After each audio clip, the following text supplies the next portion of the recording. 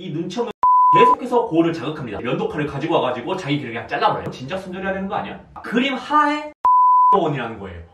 안녕하세요, 열정상상입니다. 대한민국 사람들이 좋아하는 화가 중 바로 손에 꼽는 화가가 이제 또 고우인데요. 제가 중학교에서 학생들에게 미술을 가르치는데 이 중학생들도 모르는 학생이 없을 정도로 유명한 화가가 바로 고우죠. 대부분 사람들이 이제 고우의 그림이 어떤 것들이 있다라는 것, 그리고 고우가 뭐 스스로 귀를 잘랐다라는 것, 그리고 그만큼 우울하고 불행하게 살았다라는 것 정도는 알고 있어요. 자, 그런데 왜 고우가 스스로 귀를 잘랐는지, 그리고 왜 그렇게 가난하게 살았는지에 대한 거는 자세히 알지 못하는데요. 제가 이번에 이제 미술 비전공자들, 그리고 이제 혹은 초등학생, 중학생들도 이해하기 쉽게 고우에 대한 이런 생애에 대해서 한번 설명을 해보도록 합니다. 네, 잘 따라와 주세요. 고우의 풀네임은 빈센트 반 고흐입니다. 1853년 네덜란드에서 태어났지만 주로 활동한 곳은 프랑스라고 합니다. 27세라는 늦은 나이에 미술을 시작하였고 1890년 36세의 나이라는 비교적 젊은 나이에 생을 마감하게 됩니다. 자, 여기서 계산을 해보면은 10년이라는 시간밖에 안 되더라고요. 이 10년 동안 그림을 그렸는데 이때 고우의 모든 미술 작품들을 완성시켰다라고 보시면 됩니다. 자, 여기서 900여 점의 그림들과 1100여 점의 습작들을 완성하였고 이러한 작품들이 모두 이 기간, 10여 년의 기간 동안 만들어졌는데요. 이때 당시 고우는 정신질환을 가지고 있었어요. 그런데도 불구하고 이렇게 멋진 대작들을 남길 정말 오늘날 잊지 못할 유명한 화가 중 한 명이죠. 27살부터 그림을 그렸다고 했잖아요. 나이를 보시면 알겠지만 다른 화가들에 비해 그렇게 일찍 시작한 화가는 아니에요. 비교적 늦게 시작하였습니다. 그 전까지는 원래 다른 일들을 많이 했다고 해요. 화랑에서 그림을 파는 일, 그리고 기숙학교 교사, 서점에서 일하고 광산촌의 선교사 등 다양한 일들을 하였는데 모두 그만두었다고 합니다. 왜 그만두었느냐? 익히 들어 알겠지만 고우의 성격 자체가 유별났다고 합니다. 남들과 잘 어울리지 못하고 고집불통이고 이런 성격으로 인해서 평범한 직장 생활에서는 주로 적응을 못했다고 하더라고요. 그래서 한 가지 일을 오래 하지 못하고 계속해서 직장을 옮기다가 결국 그림을 그리게 되었다고 합니다. 이거 뭐 거의 잘린 거 아니야?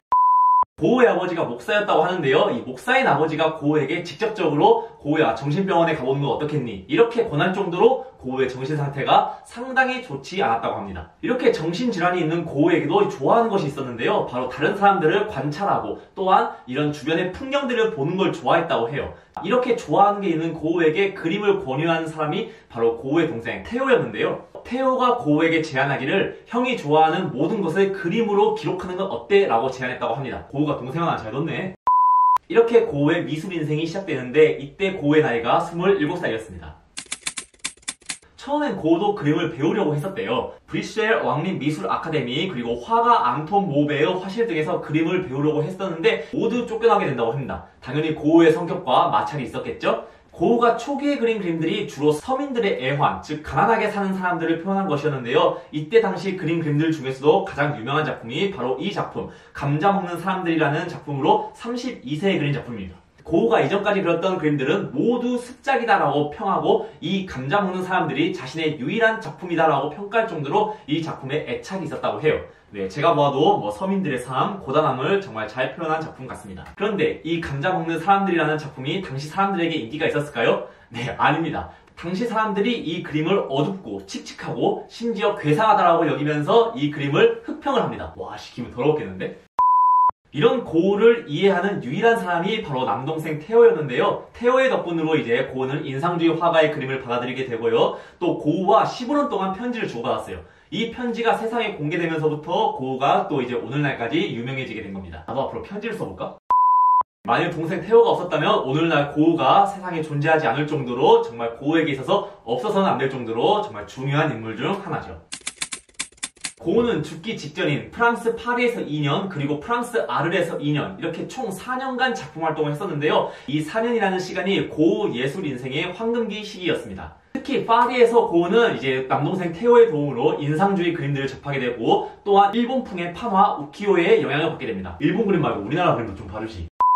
아르에서 고우는 자신의 집에 예술가들을 초대하여서 이제 같이 활동하는 예술 공동체를 만들길 원해요. 그래서 당시 유명한 예술가들에게 이렇게 편지를 보냈는데요. 단 한 사람만이 고우의 초대에 응하고 오게 됩니다. 바로 고우의 동반자이자 왼수라고 할 수 있는 폴 고갱입니다. 이 둘은 같이 동거를 하면서 미술작품을 그려나가는데요. 하지만 이 둘의 우정은 오래가지 못했습니다. 한번 살펴보도록 할게요. 우선 둘이 예술에 대한 가치관이 너무나 달랐어요. 폴 고갱은 주로 상상에 의한 영감에 의해서 그려야 된다. 즉 생각으로 해서 그림을 그리길 원했고요. 고우 같은 경우는 자연을 관찰하는 걸 좋아했어요. 즉 대상을 면밀히 관찰하여서 이를 화가 개성대로 표현해야 된다라는 식이었어요. 또한 고갱은 자신이 번 돈 대부분을 매춘부에게 갖다 쓴 놈이었어요. 이 사상 자체도 고우하고 너무 맞지 않았죠. 이런 건 진작 손절해야 되는 거 아니야?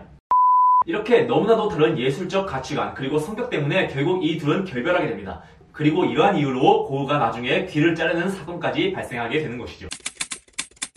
고우하면 스스로 귀를 자른 걸로 유명합니다. 그런데 어떻게 해서 자르게 되었냐, 이거에 대한 의견이 불문한데, 이거에 대한 의견은 오늘날까지 가설로만 전해져 내려옵니다. 명확한 증거가 없어요. 왜냐하면 고갱의 회의록에 적혀있는 내용, 그리고 동생 태호에게 보내진 편지의 내용, 그리고 고우가 묶었던 병원 진료 기록, 이 세 가지 모두가 다르게 나와있기 때문이에요. 고우가 살아있다면 직접 물어봤을 텐데 안타깝게도 돌아가셨더라고요.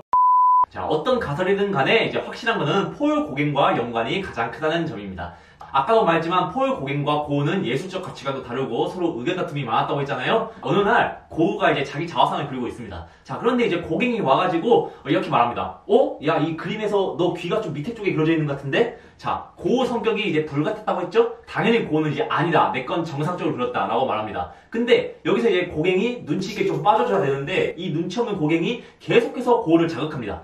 아니야, 야, 이거 봐봐, 고우 귀가 좀 약간 이상하게 그려져 있어, 좀 밑에 쪽에 그려져 있어. 자, 이런 식으로 계속 고우를 자극합니다. 화가 난 고우는 이제 면도칼을 가지고 와가지고 자기 귀를 그냥 잘라버려요. 자른 다음에 이제 그 귀를 들고 자기 얼굴에 맞댑니다. 그리고 고갱에게 말하죠. 봐, 똑같잖아. 이런 식으로 자기가 그린 그림하고 자기 귀가 현재 잘려져 있는 귀가 이제 밑에 쪽에 있다는 걸 일치시키려는 거겠죠. 엽기적인 가설들 중 하나였는데요. 고갱의 회의록에 따르면은 둘이 의견 다툼으로 인해서 고우가 면도칼로 자신을 위협하였다. 그래서 고갱이 다투다가 이제 밖으로 나갔는데 분에 못 이긴 고우가 자신의 귀를 잘라버렸다 라는 회고록의 내용이 있고요. 또한 고우가 자른 귀를 고갱이 자주 만나는 매춘부에게 가서 전달해 주었다, 이런 내용도 있습니다. 또 다른 가설로는 남동생 태호가 결혼을 한다는 소식에 의해서 분을 못 이기고 귀를 잘랐다는 내용도 있어요. 아니, 귀를 왜 자르지? 귀가 간지러웠나?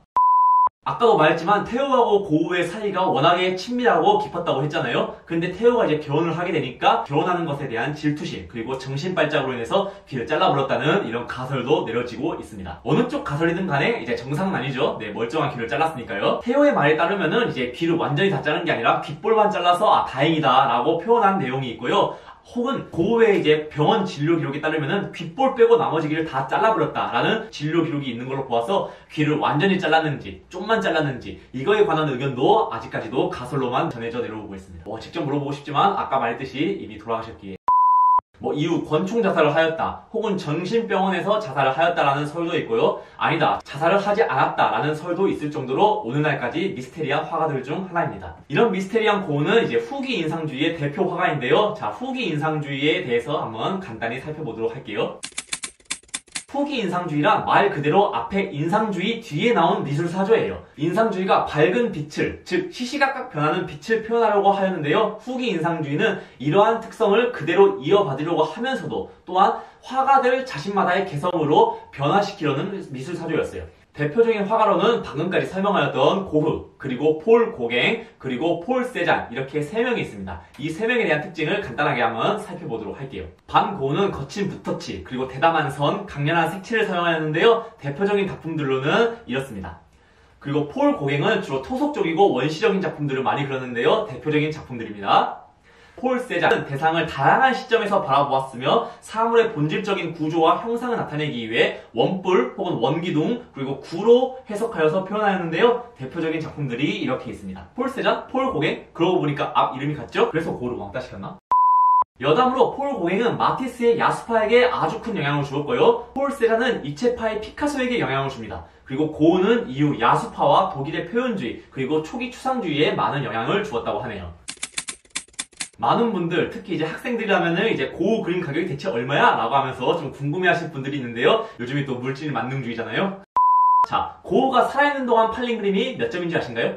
네, 정답은 단 한 점입니다. 네, 한 점만 팔렸어요. 바로 이 그림, 아르레 붉은 포도밭이라는 작품인데요. 심지어 이 작품마저 직접 한 게 아니라 동생 태호가 아는 지인에게 팔아준 거라고 하더라고요. 충격적이지 않나요? 네, 전 이 사실 처음 알았을 때 되게 좀 쇼킹이었어요. 네, 화가가 그림 한 점밖에 팔지 못했다는 거는 당시 이제 고우도 정말 자존심도 상하고 정말 힘들었다라는 걸 보여주는 사례죠. 하긴 저도 이 나이 먹도록 지금까지 제 그림 하나도 못 팔았으니.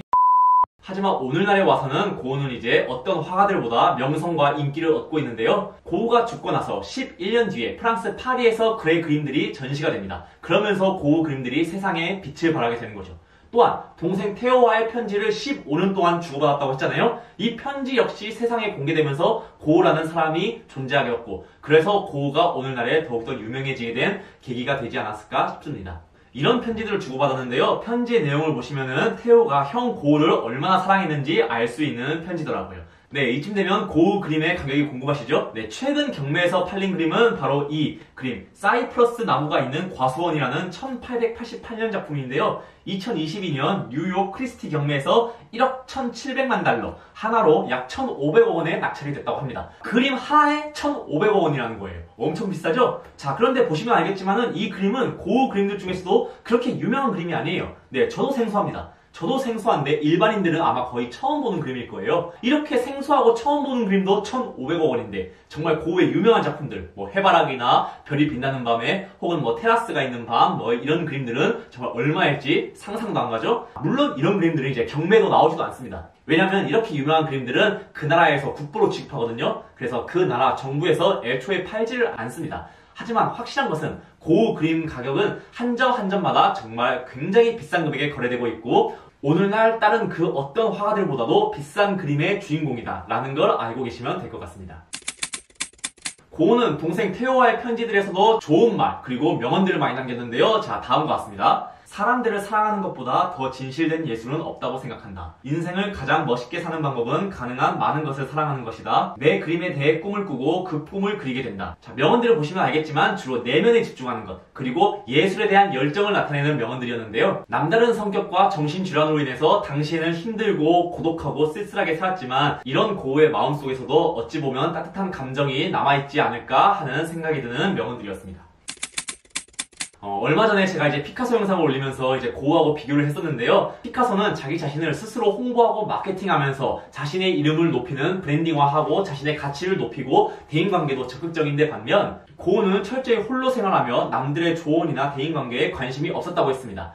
이러한 차이로 인해 피카소는 살아있는 동안에 돈과 부, 명예 등을 모두 누리지만 고흐는 살아있는 동안에 정말 쓸쓸하고 힘들게 살았다고 했는데요. 하지만 다행히도 고흐 역시 주변 사람들로 인해서 오늘날 이렇게 유명해졌다고 말할 수 있습니다. 동생 테오와 자신의 라이벌인 폴 고갱 덕분이었는데요. 테오의 응원과 편지들이 있었고요. 그리고 폴 고갱의 갈등과 자극이 있었기 때문에 오늘날 고흐라는 화가가 존재하게 되었고, 그로 인해 사람들이 사랑할 수 있는 예술가가 된 게 아닐까 생각됩니다. 제가 준비한 고흐에 관한 영상은 여기까지이고요. 좋아요와 구독도 부탁드리지만 저는 개인적으로 댓글이 정말 좋더라고요. 저에게 달려주는 댓글 하나하나가 저에게 아주 큰 힘이 됩니다. 한 번씩 좋은 말들, 그리고 제가 이렇게 전달한 내용 지식 중에서 잘못된 게 있다면 댓글로 알려주시면 감사하겠습니다. 지금까지 시청해주셔서 감사하고요. 다음에 더 좋은 영상으로 찾아뵙도록 하겠습니다. 네, 감사합니다.